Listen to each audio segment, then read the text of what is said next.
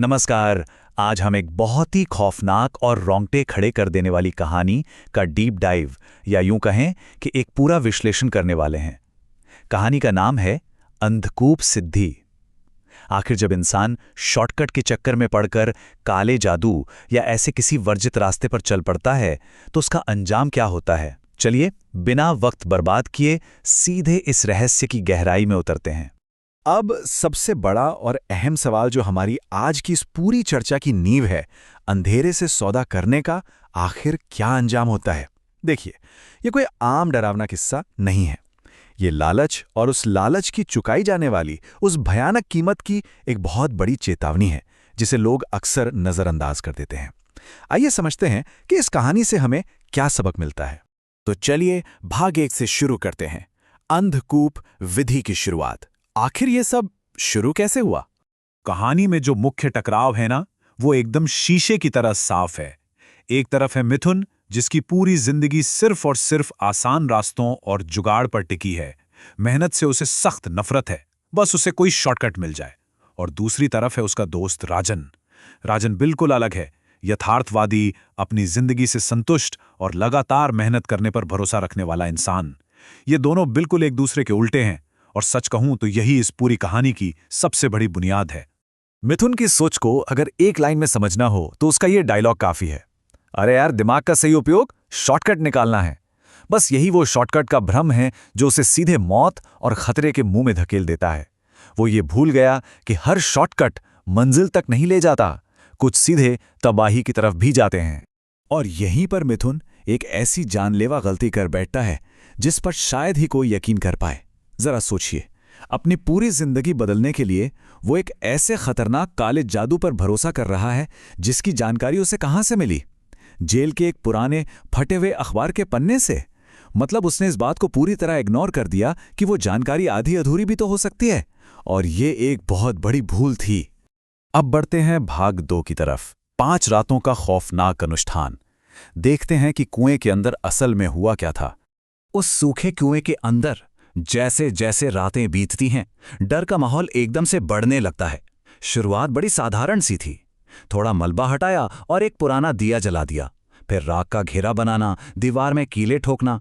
लेकिन फिर आता है घुप अंधेरा। 5वीं रात तक आते आते ये सब इतना डरावना हो जाता है कि रूह कांप जाए। 5वीं रात को बिना किसी दिए के एकदम घने अंधेरे में जब वो पूरा मंत्र पढ़ता है तो अचानक कुएं की जमीन एकदम ठंडी पड़ जाती है, बिल्कुल बर्फ जैसी। ये एक साफ इशारा था कि वहां कुछ ऐसा जाग चुका था जो बिल्कुल भी इस दुनिया का नहीं था। और यहां सबसे खौफनाक बात पता है क्या है? 5वीं रात को यह अनुष्ठान कोई वरदान या आशीर्वाद नहीं देता, बल्कि बर्फ जैसी ठंडी जमीन के नीचे से एक भारी भयानक आवाज आती है और सिर्फ एक शब्द कहती है, मांग। और मिथुन क्या मांगता है? वही ढेर सारा पैसा, ताकत और एक ऐशो आराम वाली जिंदगी। लेकिन उसे यह नहीं पता था कि सच्चे लगने वाले सौदे की असली शर्तें अभी भी अंधेरे में ही छिपी हुई थीं। आगे देखते हैं भाग 3 में बिना मेहनत की अपार सफलता। इस सौदे के तुरंत बाद क्या होता है? अनुष्ठान के बाद तो जैसे मिथुन की किस्मत के दरवाजे ही टूट जाते हैं। जुए में लगातार जीत, जो पहले कभी नहीं हुआ। एक के बाद एक लॉटरियां लग रही हैं। प्रॉपर्टी के सौदे बिना किसी अड़चन के बस मिनटों में पूरे हो रहे हैं। देखते ही देखते कुछ ही महीनों में एक आलीशान महल और एक चमचमाती नई लग्जरी कार उसके दरवाजे पर खड़ी हो जाती है। ऐसा लग रहा था मानो पैसा खुद चलकर उसके पास आ रहा हो, वो भी बिना एक बूंद पसीना बहाए। लेकिन पिक्चर अभी बाकी थी। एक बहुत ही शानदार दावत चल रही होती है, और इसी बीच राजन के जरिए हमारा सामना वापस हकीकत से होता है। इतने बड़े महल और पैसों की चमक दमक के बीच भी राजन के मन में एक अनजाना सा डर बैठ जाता है। वो कहता है, जिस तरक्की में मेहनत ना होना, उसमें अक्सर कोई और कीमत चुकानी पड़ती है।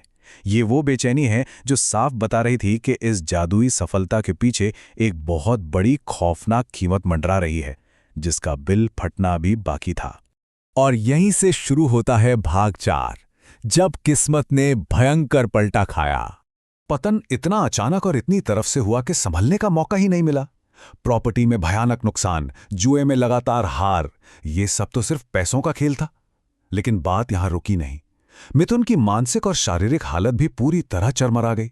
रातों को अंधेरी सीलन भरी गुफाओं में फंसे होने के डरावने सपने आना, नींद में ऐसा लगना जैसे कोई गला घोंट रहा हो। हालात इस कदर बिगड़ गए कि जिंदा रहने के लिए उसे अपनी वही प्यारी लग्जरी कार तक बेचनी पड़ गई जिस पर उसे सबसे ज्यादा घमंड था।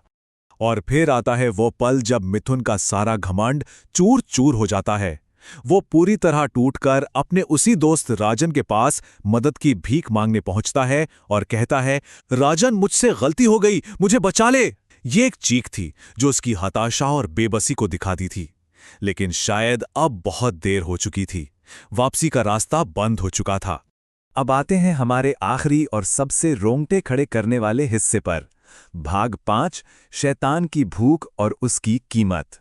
जब सब कुछ हाथ से निकल जाता है तब एंट्री होती है तांत्रिक बाबा गोरखनाथ की। वो हमारे लिए गाइड की तरह हैं जो असल बीमारी को पकड़ते हैं। जैसे ही वो सूखे कुएं के पास पहुंचते हैं, सड़ी हुई मिट्टी और पुराने लोहे की उस अजीब सी गंध को तुरंत पहचान लेते हैं। एक ही पल में वो समझ जाते हैं कि ये कोई मामूली बात नहीं है, ये एक बहुत ही भयानक अलौकिक सौदा है। और यहां होता है इस पूरे विश्लेषण का सबसे बड़ा और चौंकाने वाला खुलासा। बाबा गोरखनाथ कहते हैं, अखबारों में सच पूरा नहीं लिखा जाता। मतलब सबसे बड़ा खौफ वो काला जादू या अनुष्ठान नहीं था। सबसे बड़ी गलती थी उस अधूरी जानकारी पर आंख मूंद कर भरोसा कर लेना। शॉर्टकट के चक्कर में पूरी बात जाने बिना ही मिथुन ने एक ऐसा जानलेवा कदम उठा लिया था जिसकी उसे भनक तक नहीं थी। हुआ कुछ यूं था कि मिथुन ने सिर्फ आधे नियम पढ़े थे।